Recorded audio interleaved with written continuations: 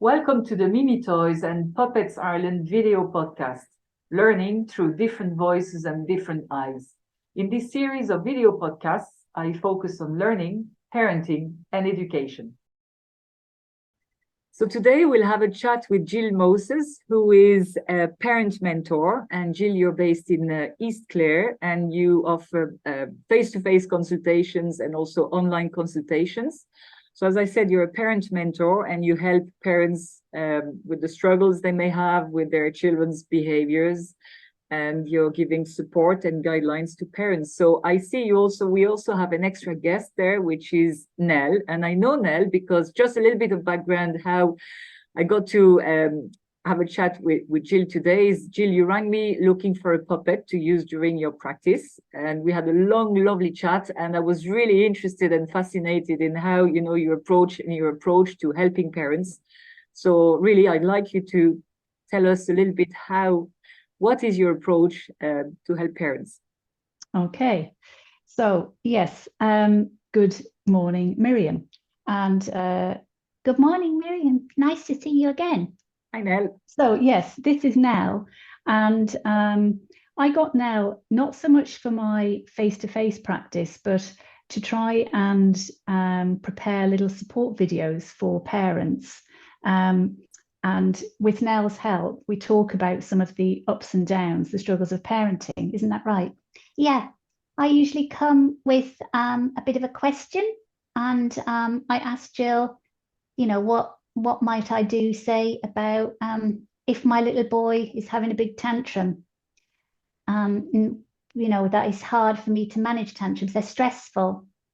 Yeah, and so that's it. And you bring the question, and I try and talk a little bit about some key tips. And I suppose that'd be that, in a condensed way, I might make a little video which helps. But in my practice, if I was working one-to-one with a parent, obviously we'd go into a lot more detail than I might do in a little video. But I felt that Nell was going to be a good partner for me, just to help me bring up the topic. And I suppose it's modeling the idea that I think it's really important for us to talk about our struggles as parents. Oh yeah, don't keep it to yourself. Everyone finds things difficult at times.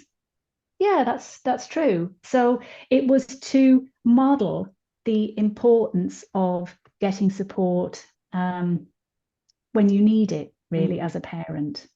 I think I like the model of using, I understand you're using for your social media and to also pass a message, but I find this less intimidating, on the receiving end as a parent, to that engagement, because it's fun, it's light, and yet you're touching a lot of very important and stressful topics, but it's in a non-intimidating way, and you're introducing a character who's looks like a lot of serious, but a lot of fun. So it's a lovely way, of promoting what you do, but also passing very important messages. So I suppose part of it as well is to, I've often found that parents can feel a little bit kind of either intimidated or maybe ashamed that they feel that they are struggling with some element of parenting. And I want to give the message that it can be fun to engage about these topics. It can, that I think by having Nell, and I'm showing my playful side, that I can remove that perhaps that impression of it being intimidating to seek support. Do you feel like I'm kind of warm and easy to engage with? Oh yeah, for sure. She's a good listener, and we do often, we do end up laughing about some things because you have to. So yeah, and Nell can help me with that. Okay. Yeah. And just talking about you, so I know you said Nell was a partner really for maybe promotional social media, effective partner, but in your practice, so maybe would you explain what are the major struggles that parents have, and talk to you about? And we're talking about struggles with children, I suppose, very young to teenagers. Mm-hmm. Yeah, so over the years, in my experience, I've supported parents who have children of all ages. I've supported parents who are separated. I've supported lone parents, parents who have their children in care. So a really broad spectrum of parents. I think for me, the common thread in it is that parents sometimes don't know how to connect with their child. And parents can often focus a lot on fixing the behavior. So seeing behavior and almost, for some parents, it's kind of, if my child stopped doing X, everything in this family life would, everything would be solved, everything would be perfect if little Johnny stopped doing that. And I suppose at the root of my work, I hope to help parents be better in relationship with their children, understand how to, and understand the importance of being in relationship with their child, that it's the relationship that will sort of help them overcome all of these challenges,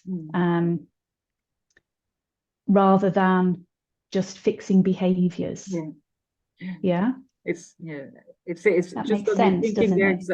I have 4 kids that were older, well, let's say teenagers and older kids, but you're right about the connection. And I suppose sometimes it's retrospectively that you realize you assume as a parent you do have a connection because you're the parent, but that has to be worked on. That has to be worked on and maintained and developed, etc. So it's not a given. It's maybe not as natural as we think. Yeah, and I suppose I say to parents as well that, children are just small people, aren't they? And we don't get on with every person we meet. So, our children are sometimes it's easier to get on with one of them in the family than the other, and that's okay. But then the challenge really is, how can I support the parent who's struggling to be in good relationship with that child? And it's also not necessarily over the whole lifespan of the child. It might be a particular phase in childhood may pose more challenges than another. And as children move into the teenage years, parents can get in a real panic that the peer influence has just turned their child into, somebody that they don't even know.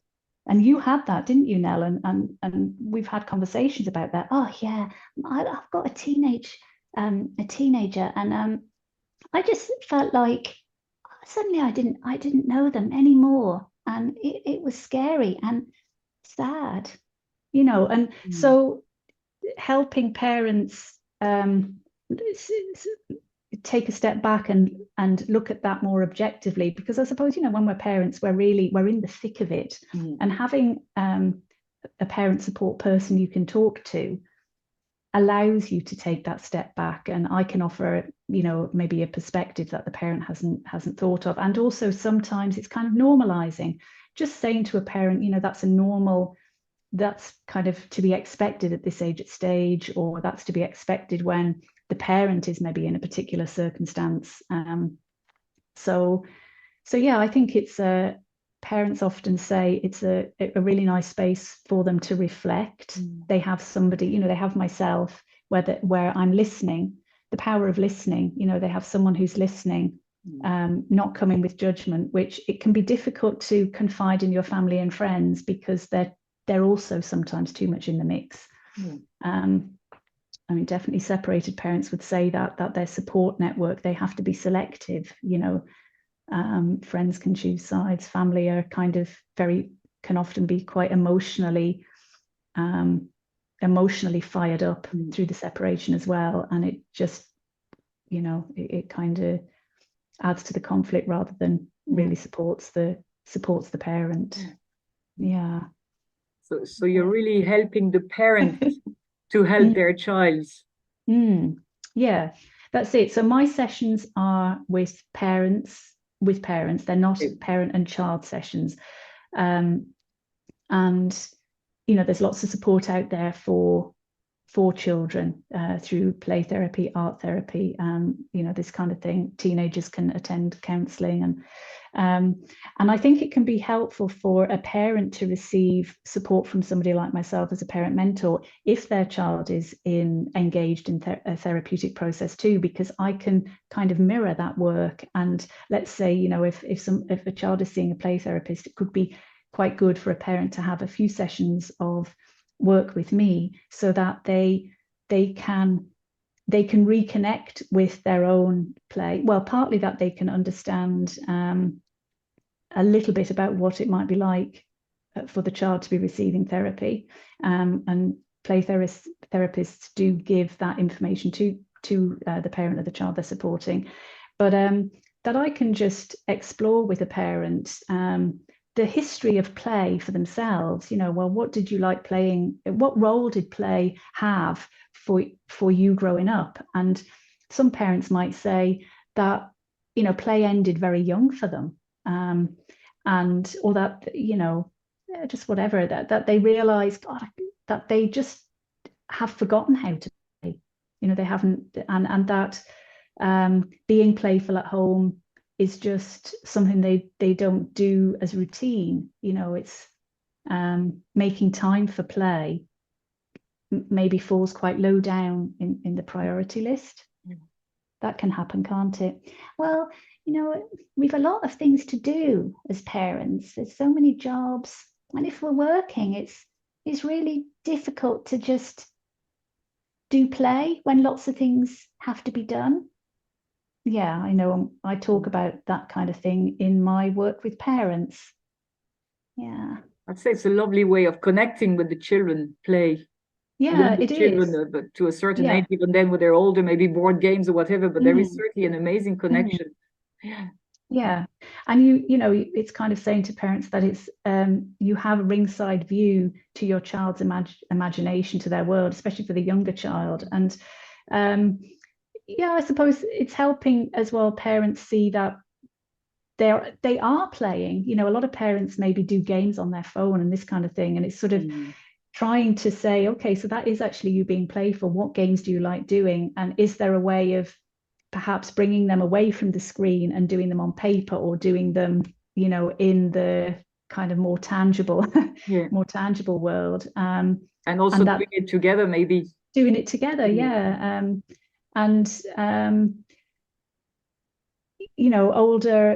Older kids,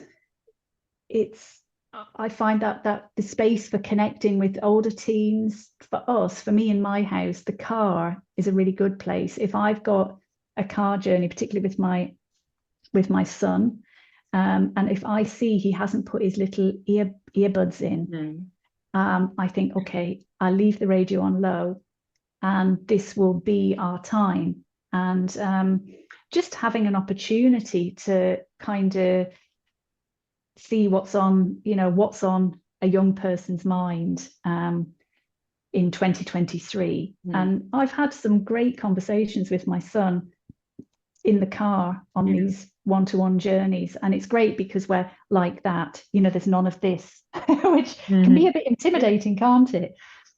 So being side to side, I've got my focus, and it just kind of starts organically, and seeing that as important. And if a parent can make an excuse to go on a drive and say, oh, hop in, even if it's just 20 minutes, half an hour, that remembering that our teenagers also need to feel that they have one-to-one. We can talk a lot about what it's like in the early years, and when a new baby comes along and that kind of thing, but that carries throughout, that each child needs to feel like they've got some special time with their parents individually.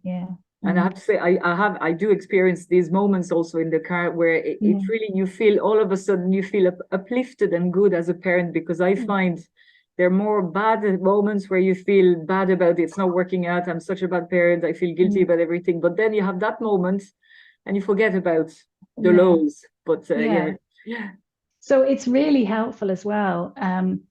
in sessions to keep that balance, that, you know, because a parent isn't coming to me because they want to talk about the joys of parenting. They're coming to me because they want to talk about the struggles. And it's really important, isn't it, that that I am able to sort of feed back to a parent, oh, wow, it sounds like you did a great job there. Tell me more about that. How did you manage to think of doing that in that moment? Because it's in the successes that that you find the future solutions, isn't it? Oh, yeah, for sure. I mean, when it would be grim if I sat for an hour only talking about my woes. Well, for sure, you know, because we've enough time thinking about what's not going well, haven't we? Yeah. So keeping that balance. Keeping the balance, yeah, absolutely. I have to say, it's really interesting. I'm delighted we've had the chat, Gill, because I was a little bit confused about the parent mentor, what that meant. And I have to say, you've explained it very well, that it is about the parent, you know, it's about the parent, and you give a safe, open space, you and Nell, for the parent to express, you know, whatever is they're going through in the relationship with their children. But that only, you know, I'm sure it is very powerful for a parent to know there are people like you where you can, you know, you're coming with your struggles as a parent, and then as a result of helping parent out, parent will be able to help their children and connect and create lovely moments with the children. So that was really, really interesting, Gill. And thank you very much for your time. And thank you very much for Nell as well. And I'm sure we'll see you all over social media for your tips and hints. We're working on it, aren't we, Nell? Yeah, we're going to well, I wanted to get some help about kind of building self-esteem. Oh yeah, so we said we'd make a little video about that, didn't we? Yeah, we have to work on that one. Brilliant. Okay. Thank you very much. Thank you, ladies. Am I assuming Nell is a girl, or it doesn't matter? I am a mum. Mum, okay. Thank you, Nell. Yeah, I might invest in other puppets, and I liked your grandparent puppet. I do speak to grandparents about the challenges of the difference between parenting and grandparenting, and maybe in due course I might do a little something with an older puppet. Okay. You know, that it's a different That's a role. really interesting topic. I know I'm still recording, but that's a really interesting topic that I'd love to talk to you about, because I have read a lot about this. I'm not a grandparent yet, not ready in my head, but anyway, but I find this really interesting, the relationship, grandchild, parent, grandparent, and how that works out. Yeah. Thank you very much, Gill. Thank you, Nell. Okay. Thank you, Miriam.